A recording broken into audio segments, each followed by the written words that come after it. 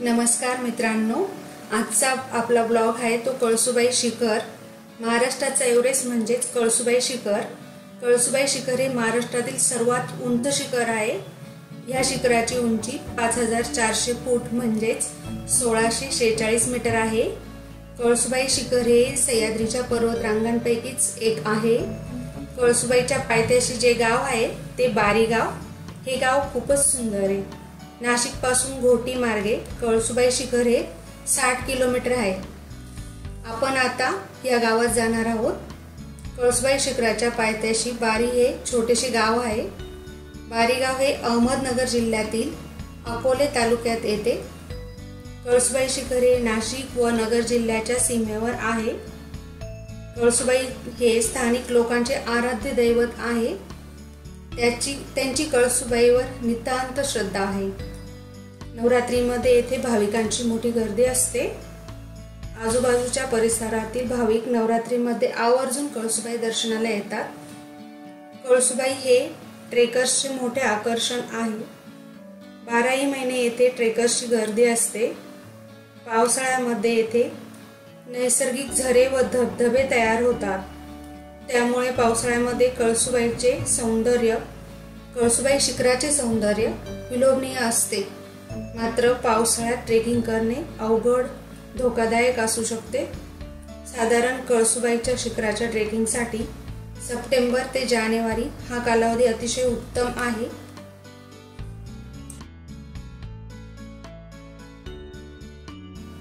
कळसुबाई विषयी अनेक आख्यायिका प्रचलित आहेत। त्यातील एक म्हणजे कळसुबाई ही एक पाटलाची सून होती व तिला औषधी वनस्पतींचे ज्ञान अवगत होते। त्यामुळे ती परिसरातील ग्रामस्थांवर उपचार करत असे आणि ते तिला दैवी शक्ती मानत। म्हणूनच कळसुबाईच्या स्मरणार्थ शिखरावरती परिसरातील भाविकांनी कळसुबाई मातेचे छोटेसे मंदिर उभारले। त्यामुळेच या शिखराला कळसुबाई शिखर हे नाव पडले। तेच ही महाराष्ट्रातील सर्वात उंच कळसुबाई शिखर होय।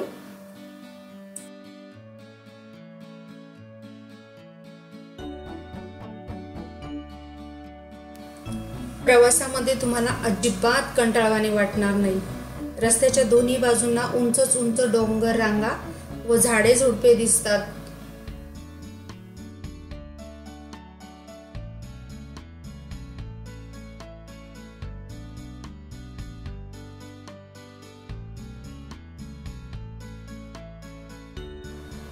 खास करून सूर्योदयाच्या वेळी प्रवास करत असाल तर भोवतालचे दृश्य अतिशय विलोभनीय असते।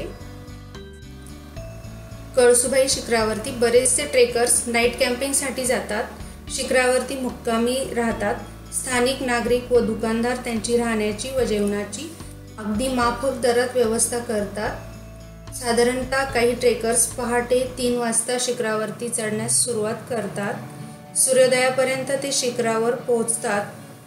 नेहमी ट्रेकिंग करणारे 3 ते 4 तासांमध्ये चढाई पूर्ण करतात। शिखरावरून सूर्योदयाचे विलोभनीय दृश्य बघता येते।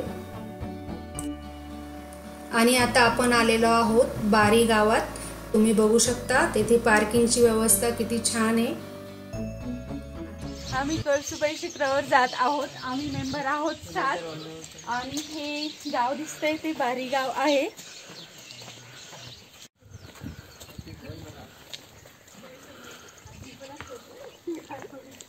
अगदी छोटंसं गाव आहे हे।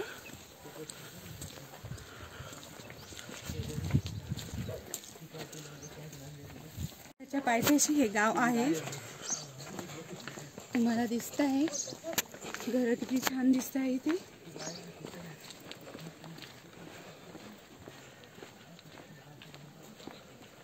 बघूया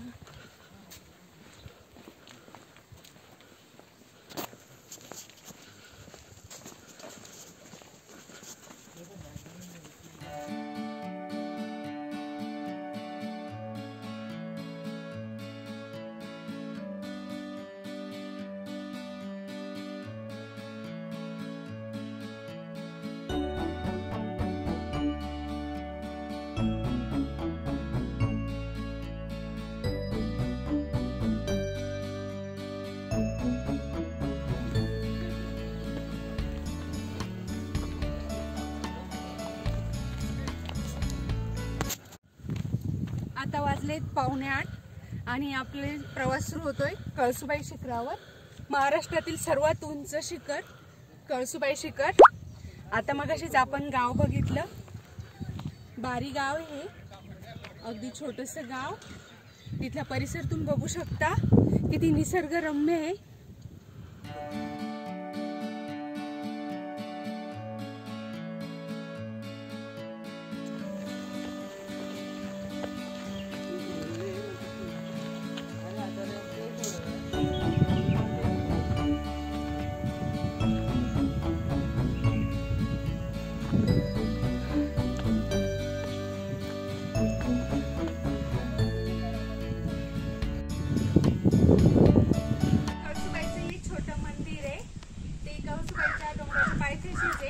ज्या लोकांना वरपर्यंत जाता येत नाही ते येथे दर्शन घेतात आणि इथूनच मागे फिरतात.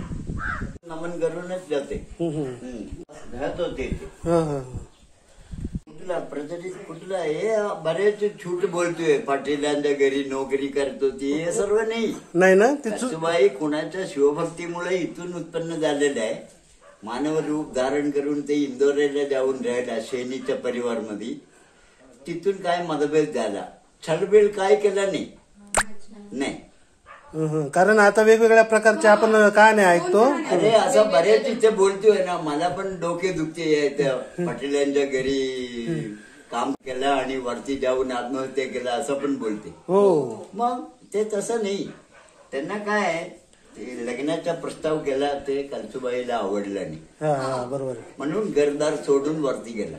लग्नाचा प्रस्ताव मान्य नव्हता. तो घरवाला काय बोलला, हे पोरगी काय पण बोलत असेल, आपण गेला. त्यांच्या घरी वाढला ना, वाढल्यानंतर त्यांना आपुलकी वाटला, आमच्या मुलगी सारखा वाटला. पाटील नाही, शेनी.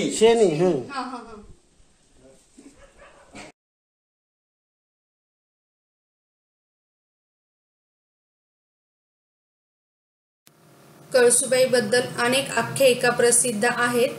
त्याविषयी मंदिरातील पुजारी बाबांचे मत आपण जाणून घेतले.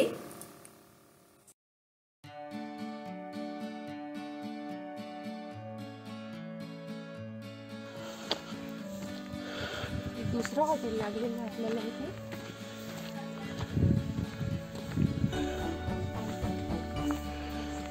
इथे पाणी आणि सरबत भेटतं.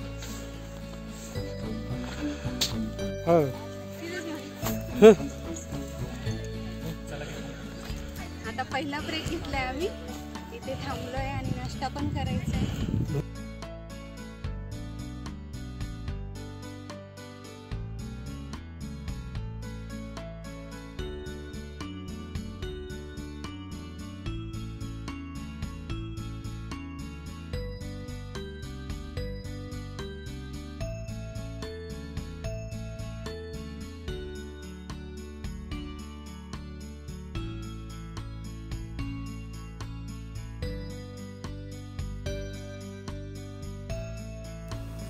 येथे छोटे छोटे शेत आहेत.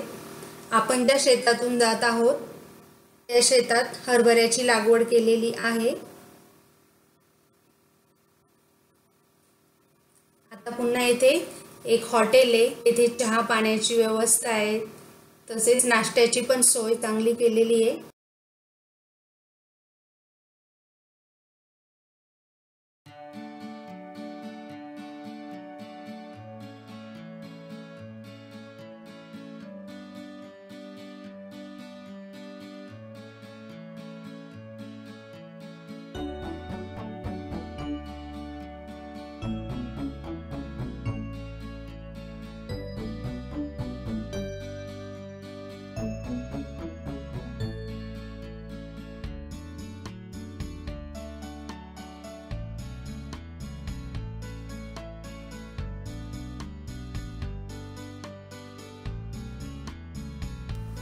आता आम्ही येथे सरबत पिण्यासाठी थांबलेलो होतो. टप्प्याटप्प्यावर चांगली सोय केलेली आहे, त्यामुळे प्रवासात अजिबात अडचण येत नाही, कंटाळवाणा वाटत नाही.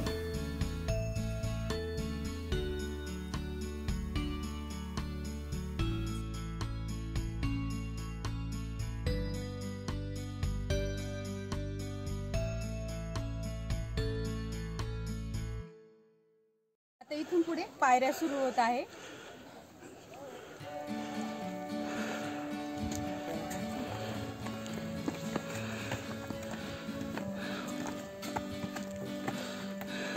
पायऱ्या फार काही उंच नाहीये.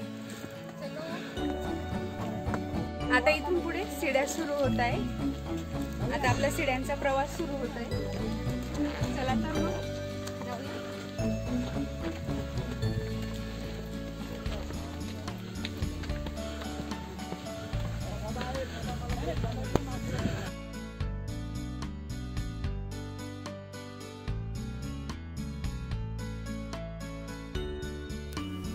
जेथे पायऱ्या बांधणे शक्य नाही अशा कठीण कातळ टप्प्यांवर शिड्या बसवलेल्या आहेत. त्यापैकी ही पहिली शिडी फार काही कठीण नाही, परंतु शिडीच्या पायऱ्यांवर सावधगिरी बाळगणे आवश्यक आहे.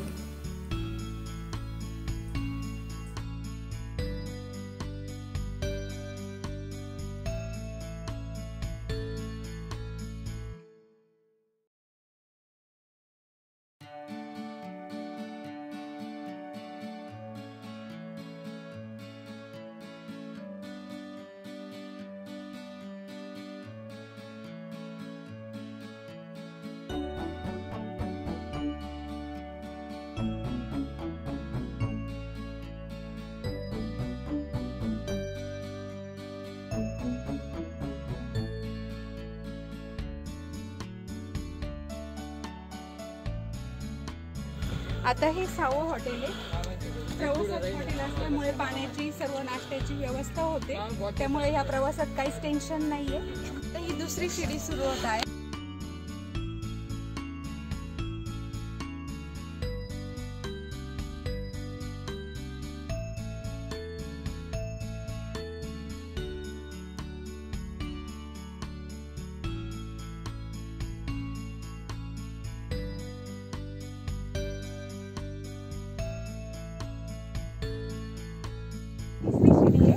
अजून एक वरती आहे. तुम्ही बघू शकता इथे गर्दी किती आहे. मला वाटतं हे 6वं हॉटेल असेल तुमचं. ते विहिरी जवळच आहे का ते वरती? हो. ते शेवटचं का? हो, विहिरी जवळचं शेवटचं.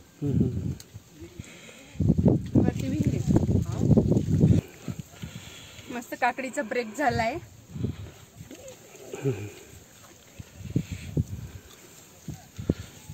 छान आहे, स्पॉट मस्त आहे. आता थोडंच राहिलं ना. लिंबू पाण्याची बॉटल कितीला आहे? 40. वजन आहे ना, वरती आणावं लागतं सर्व साहित्य ना. आपलं एकट्या यायचं जीवावर येऊन जातं.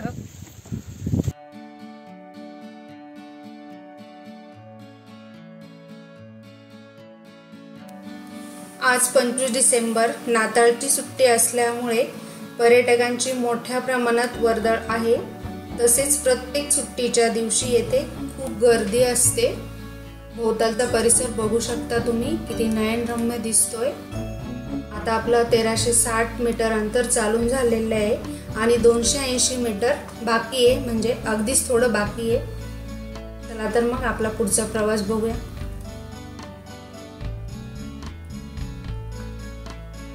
वरनं खूप छान खाली दऱ्या दिसतात. आमचे काही फोटो काढून झाले.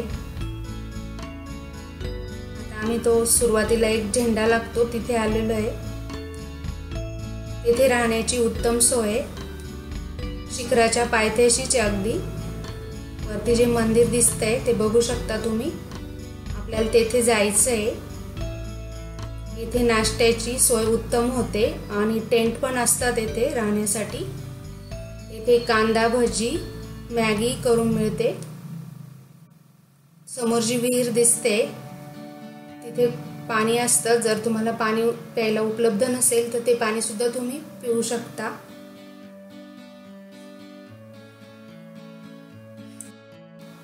आता समोर जे शिखर दिसत आहे त्याच्यावरती कळसुबाईचे छोटे मंदिर आहे आणि आपल्याला तेथेच जायचंय.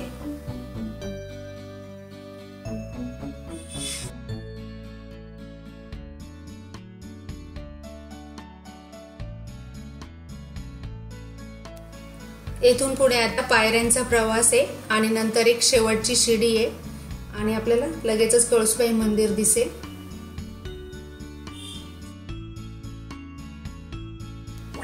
आता ही शेवटची शिडी आहे. यानंतर वरती कळसूबाईचे मंदिर आहे. पर्यटकांची मोठ्या प्रमाणात आज गर्दी येथे. वरून खाली बघू शकता किती छान छोटे छोटे डोंगर दिसत आहेत, दऱ्या दिसत आहेत. फोटो काढण्याचा कार्यक्रम पण चालू आहे आमच्याकडे. बाजूलाच दिसतंय ते भंडारदरा धरण आहे. फायनली कळसूबाई मंदिर आलेलं आहे. आता आपण कळसूबाई मंदिराच्या मागच्या बाजूला आलेलो आहोत आणि ह्या शिखरावरून आजूबाजूचे सर्व डोंगर छोटे दिसतात. या शिखराच्या उत्तरेला रामशेज, अचला, अहिवंत, सप्तशृंग, मार्कंड आणि धोडप डोंगर दिसतात. तसेच पूर्वेकडे विश्रामगड, अलंग, मदन, कुलम, हरिश्चंद्रगड आपले लक्ष वेधून घेतात. भोवतालचा परिसर तर तुम्ही बघू शकता. आणि आज मोठ्या प्रमाणात येथे गर्दी आहे. अगदी यात्रेचं स्वरूप आलेलं आहे. आता आम्ही येथे जेवण करून घेणार आहोत. आमचा परतीचा प्रवास सुरू झालेला आहे. येथे मुक्कामाची सोय ही आहे. प्रसाद सकाराम खाडे आणि टेंटची सोय तुम्ही बघू शकता. एका टेंट मध्ये 5 ते 4 व्यक्ती आरामात राहू शकता. एका टेंटचे किती कसे रेट? 700 रुपये. 4-5 जण झोपू शकते. जेवणाची व्यवस्था? जेवणाचे काय चिकन म्हटले तर 250 रुपये पोट गावरा एका व्यक्तीसाठी. हा. आणि व्हेज असेल तर ते 150 रुपये. त्याच्यामध्ये काय काय? तुळीची डाळ, नाही मुगाची डाळ, वांगी बटाट्याची भाजी आणि बटाट्याची भाजी किंवा कोणाला शेवभाजी. शेवभाजी. पोळ्या का चपात्या काय? चपाती, बादलीची भाकर, कणीची भाकर. मस्त आहे. खूप छान सोय पर्यटकांसाठी येते. तेव्हा तुम्ही आम्ही सर्वांना कळवू. तेव्हा तुम्ही नक्की येथे भेट द्या. अगदी कमी. तुमचा फोन नंबर सांगा. म्हणजे तुमच्याशी कोण सांगा. 70 57 69 55 25. नाव किरण खाडे. मस्त सोय. तेव्हा तुम्ही येथे नक्की भेट द्या. इथे राहण्याची पण सोय पर्यटकांसाठी खूपच छान उपलब्ध आहेत सुविधा आणि निसर्गरम्य ठिकाणे. तर मग कधी येत आहे अशा या नयनरम्य व विलोभनीय कळसूबाई शिखरावर भेट द्यायला? ब्लॉग आवडल्यास लाईक, शेअर, कमेंट आणि सबस्क्राईब करायला विसरू नका. धन्यवाद.